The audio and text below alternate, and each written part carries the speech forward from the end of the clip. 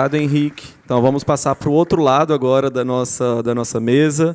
Então, gostaria de convidar Laís de Figueiredo Lopes, que esteve nos primeiros seminários, no segundo, e agora está aqui no terceiro com a gente. Então, enquanto no primeiro e segundo, enquanto secretaria-geral, para poder agora, então, enquanto vice-presidente do Conselho Nacional de Fomento e Colaboração, para fazer sua saudação inicial. Então, Laís, reforçando também, peço que seja breve com o tempo, de 4 a 5 minutos no máximo. Então, muito obrigado. Obrigada, Igor. Já coloquei o despertador aqui para não passar muito do tempo. Uma alegria enorme estar aqui hoje. Boa tarde, bom dia, né, a todos e todas. Cumprimento aí, em nome do ministro e da Eliana Hollenberg, todos da mesa.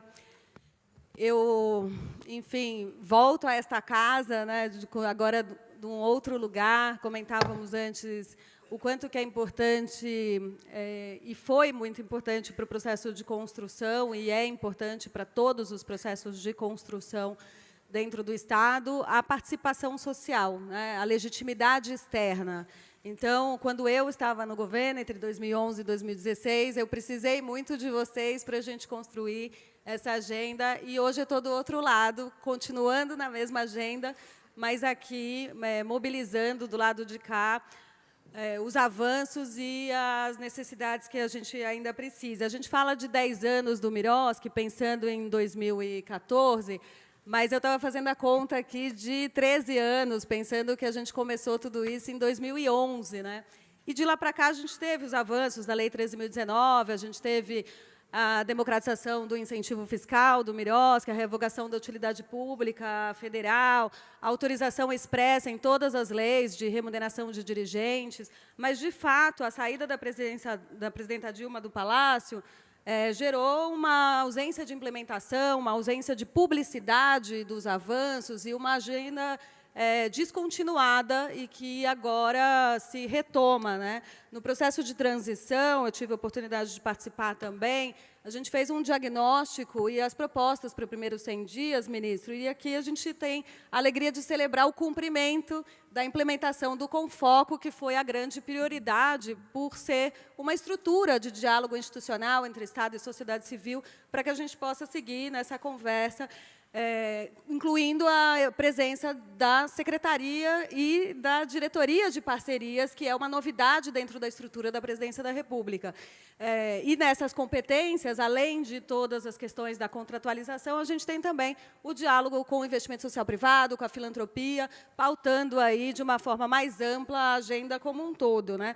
Eu considero esse terceiro seminário, o primeiro seminário a gente trouxe as primeiras propostas que construiu o plano de trabalho do grupo de trabalho inicial, que gerou essa agenda ali em 2011. Em 2014, a gente teve ali todos os debates, quando a gente estava na efervescência antes da aprovação da lei, né? E agora a gente está fazendo praticamente o terceiro seminário como uma grande conferência nacional do Miroski, revisitando os 25 desafios que foram colocados em 2014, pensando quais são os desafios que a gente tem aí para a próxima década. Né? A gente tinha, no meme de expectativa e realidade, a gente tinha uma expectativa de muita segurança jurídica, de uma mudança de relação entre Estado e sociedade civil, mas, a realidade, isso não aconteceu. A gente ainda tem muito que avançar, a gente ainda precisa trazer muito mais elementos para conseguir avançar nos gargalos e deixar de lado as analogias indevidas das organizações com a administração pública. A organização da sociedade civil não vira órgão público porque está fazendo parceria e ofertando serviço de natureza pública. São camadas regulatórias que se somam e a sua autonomia, a sua governança deve ser preservada, e a gente precisa trabalhar as peculiaridades das entidades privadas sem fins lucrativos para conseguir fazer avançar. E, nesse sentido, a gente tem também, enfim, o processo de criminalização burocrática. A gente teve 2 CPIs das ONGs, que a gente entendeu que o processo do Miroski traria um estancamento. A gente estava justamente resolvendo ali todos os projetos de lei que estavam em andamento no Congresso, mas, no ano passado, a gente foi surpreendido por mais uma CPI das ONGs, retomando essa agenda de criminalização burocrática colocada no Congresso, nas organizações também. Então, é bem importante que a gente olhe para isso no diálogo com o Executivo, no diálogo com o Parlamento. Então, fico feliz aqui também com a presença do deputado Raymond, que enfim, está aí trazendo esse tema também dentro da frente parlamentar.